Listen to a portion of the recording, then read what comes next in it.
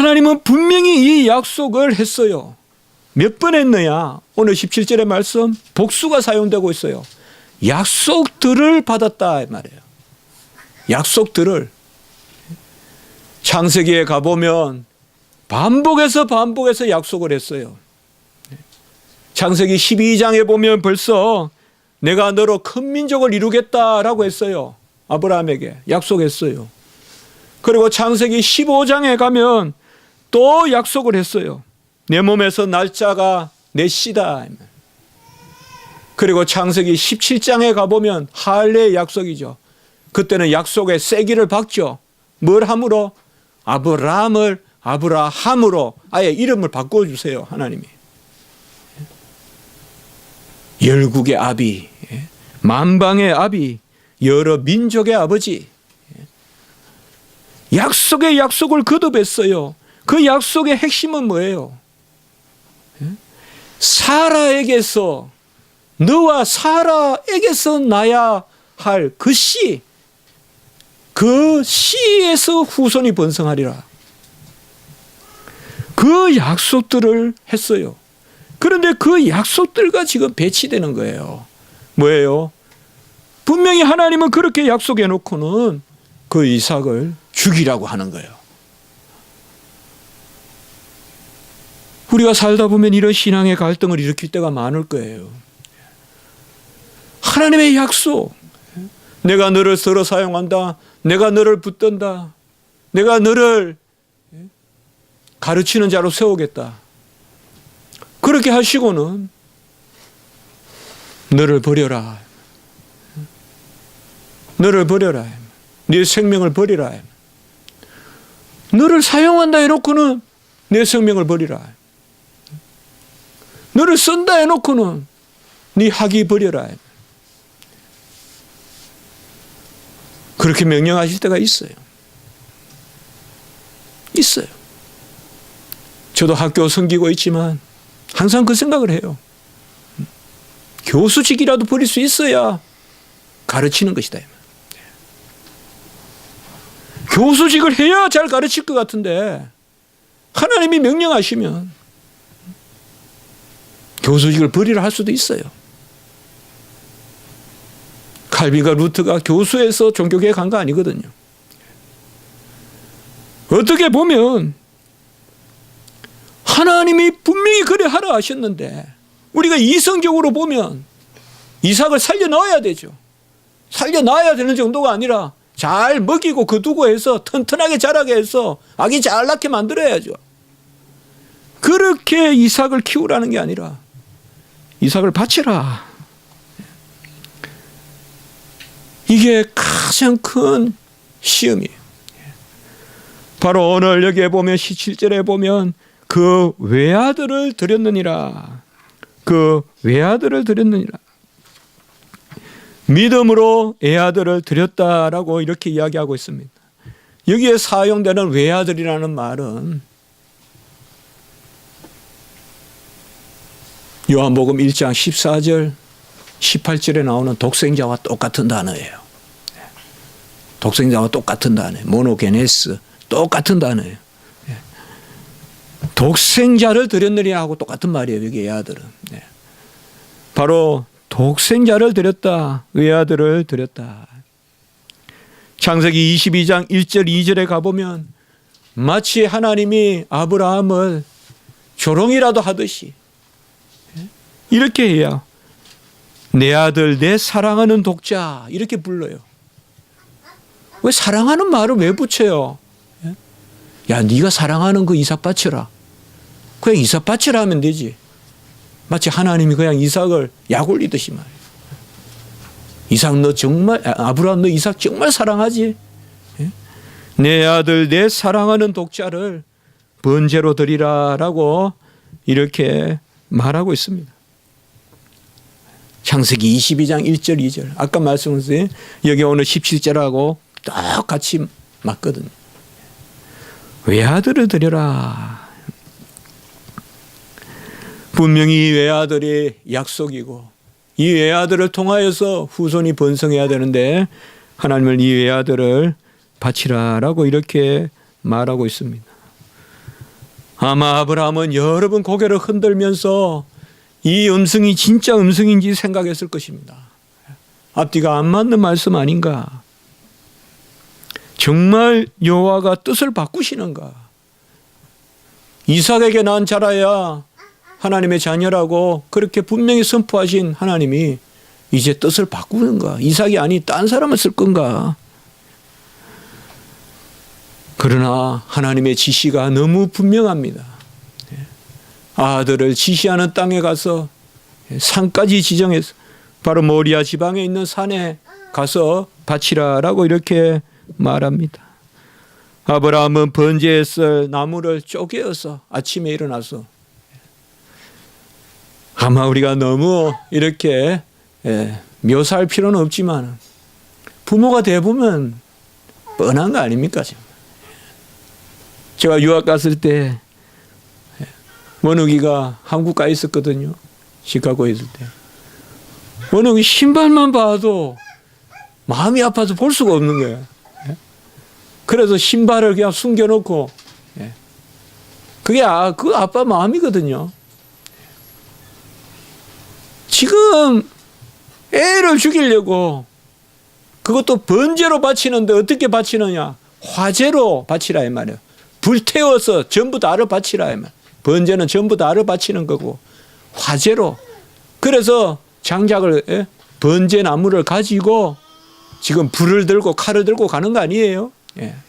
화재로 바치려고. 그 나무를 쪼개고 있는 아비의 심정이 어떻겠어요? 한 번 내리칠 때마다 자식을 쪼개는 심정일 거야 아마. 자식을 쪼개는 심정일 거예요. 실제로 칼로 쳐야 되고. 그렇게 번제나무를 만들어서 사흘길을 갔어요. 이것도 잔인한 것이. 칼빈의 주석을 보니까 이 사흘길이 얼마나 힘든 길이었겠냐 이 말이에요. 그냥 금방 한 10분 가서 저 뒷동네 도랑에 가서 죽여라 그러면 뭐 생각이라도 오래 안 하면 될 텐데, 사흘 동안 아브라함은 얼마나 많은 생각을 했겠어요.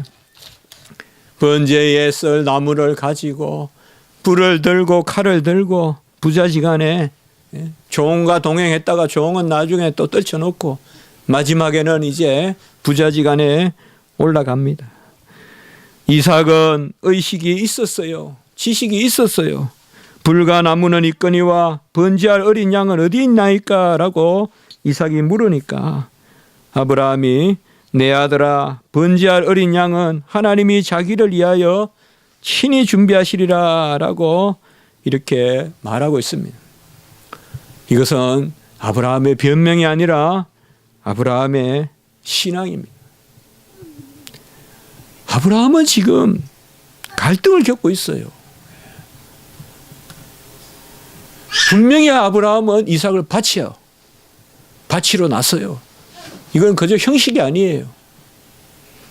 번제나무까지 다 쪼개서 준비했어요. 그러나 하나님이 예비하시리라. 여기에 보면 우리가 약속과 믿음 사이에 하나님께 맡겨야 되는 부분이에요. 저는 이걸 잠잠함이라고 생각해 봐요. 우리가 신앙생활할 때 이런 잠잠함의 순간들이 항상 있어요. 내 이성으로 봤을 때는 하나님의 뜻을 이렇게 이루어야 되는데, 이게 하나님의 약속이 맞는 건데, 나를 하나님이 크게 쓰시려면 이번에 공부도 잘하고 시험도 잘 치고 어쨌든 성적도 잘 나오게 할 텐데, 그래서 내가 다음에 유학도 가게 할 텐데, 왜 하나님은 다른 길로 나를 이렇게 모실까? 우리가 이럴 때가 있어요. 저는 우리 전도사님들에게 너무 잔인하게 물고 뜯듯이 신학은 공부하는 것이 아니다. 집에 급한 일이 있거든 해라. 교회도 급한 일이 있거든 가서 도우라. 그 가운데 공부해라. 공부 1등 한다고 무조건 쌓는다고 그거 잘 공부해서 학점 좋아서 가르치는 거 아니다. 바로 이런 거예요.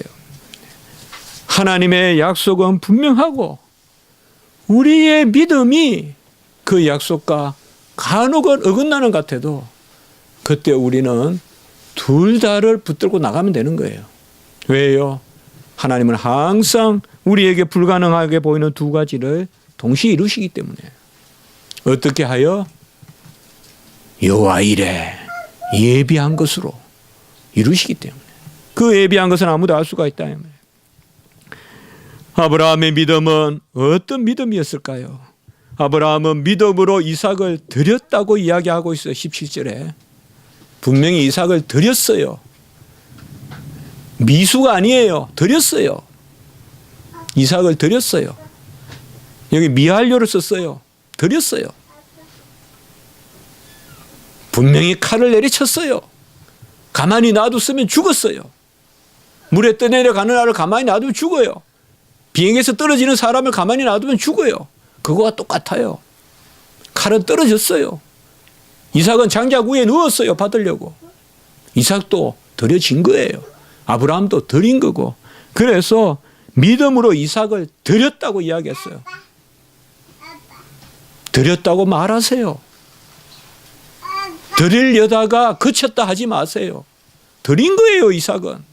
아브라함은 믿음으로 드린 거예요. 의지로도 꺾을 수 없는 순간이 된 거예요. 이미.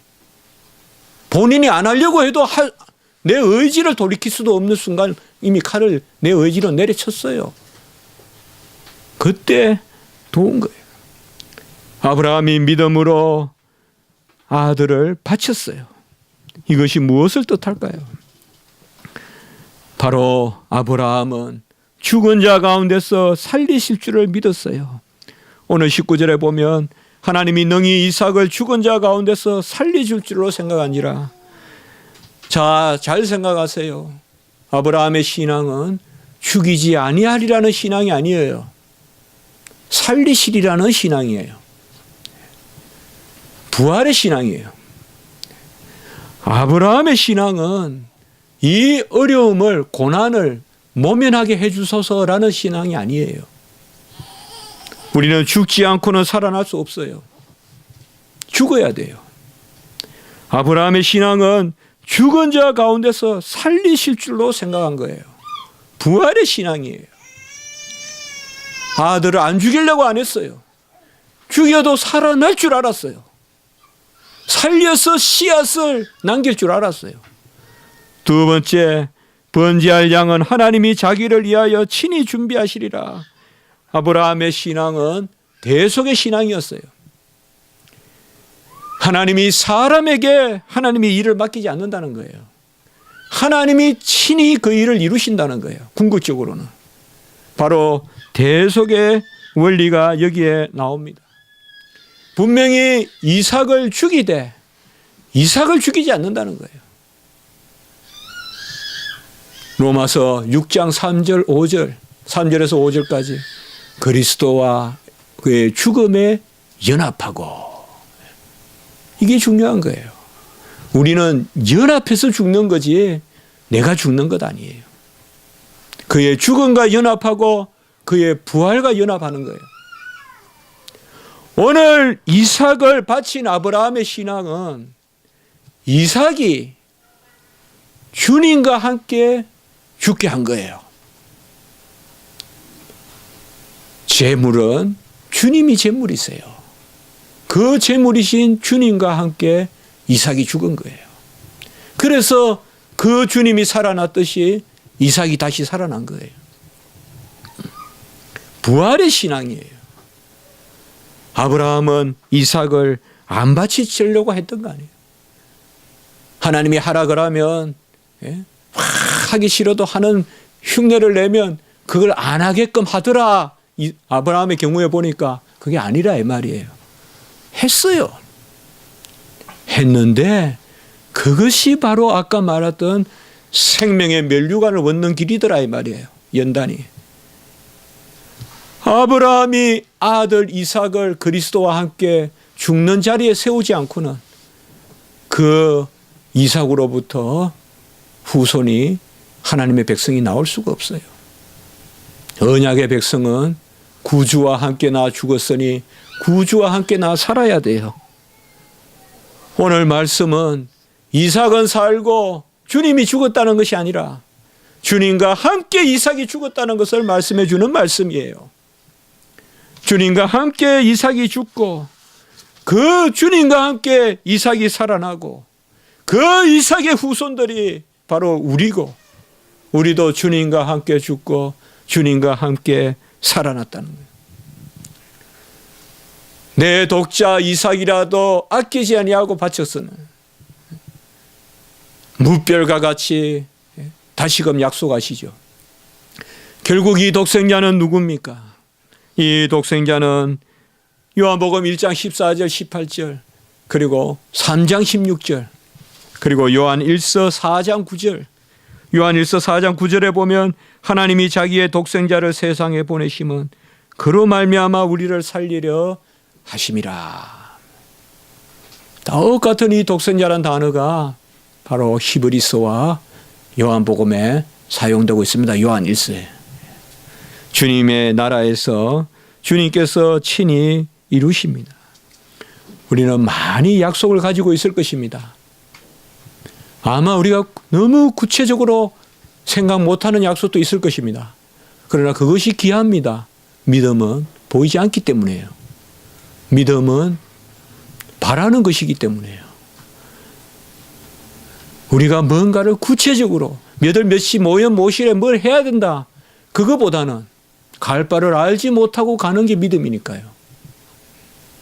막연히 종에게 여러분에게 이 시대에 주의 말씀의 일꾼으로 혹은 이 시대의 주의 향기로 소금으로 편지로 우리를 사용하신다는 그러한 하나님의 약속이 있을 것이에요. 그 약속은 어떻게 보면 가장 바라는 것에 속하고 가장 보이지 않는 것에 속해요. 그러나 그것을 보는 것 같이 보고 나가야 돼요. 종을 사용하시리라는 것을 확실하게 보고 가야 돼요. 확실하게 소경과 같이 맡기고 나가야 돼요.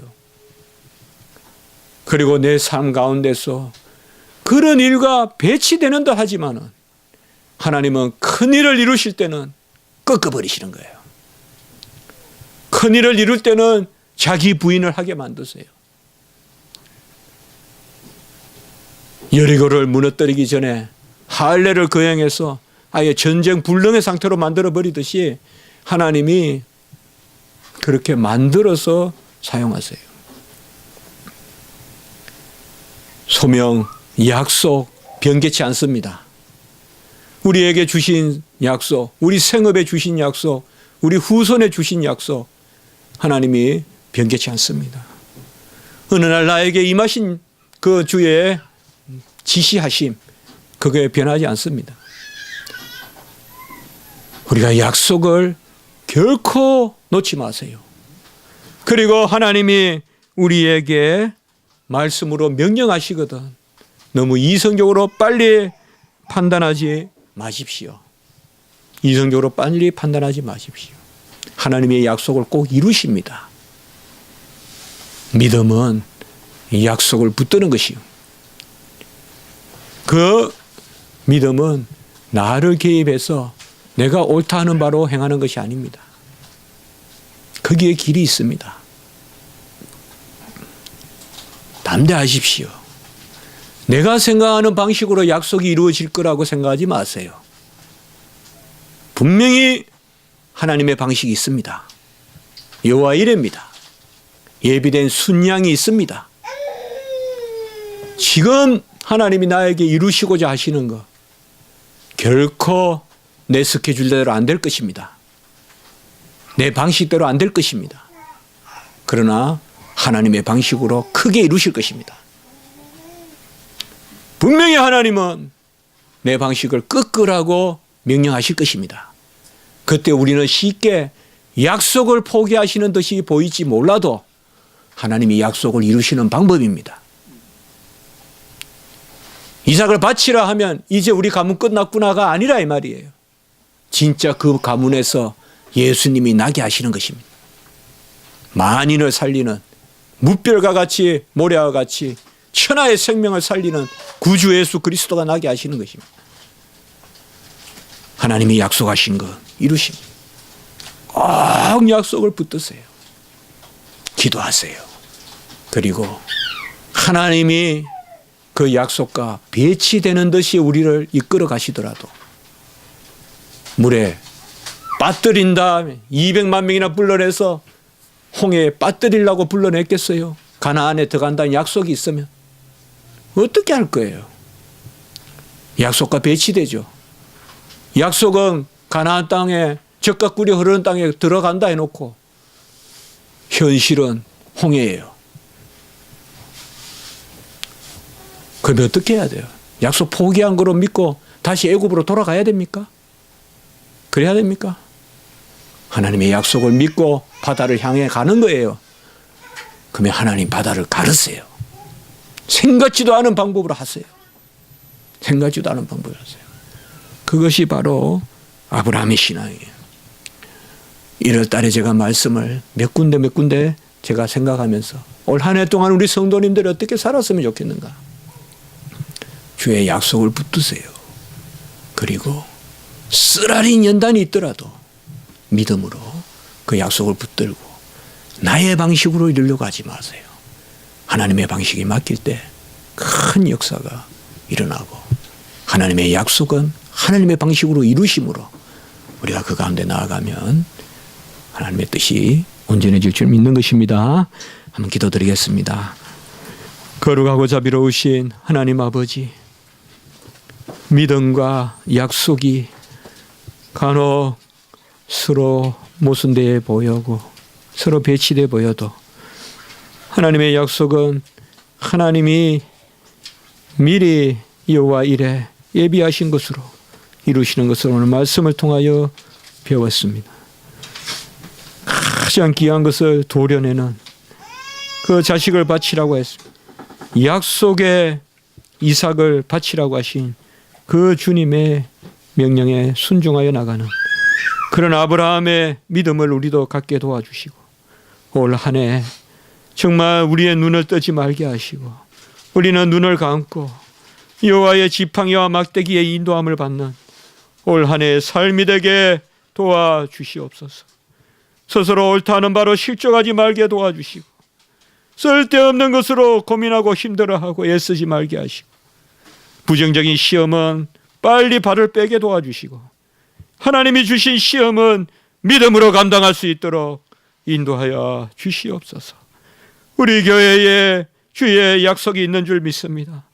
주님의 약속을 주님께서 친히 이루어 가실 줄을 믿습니다.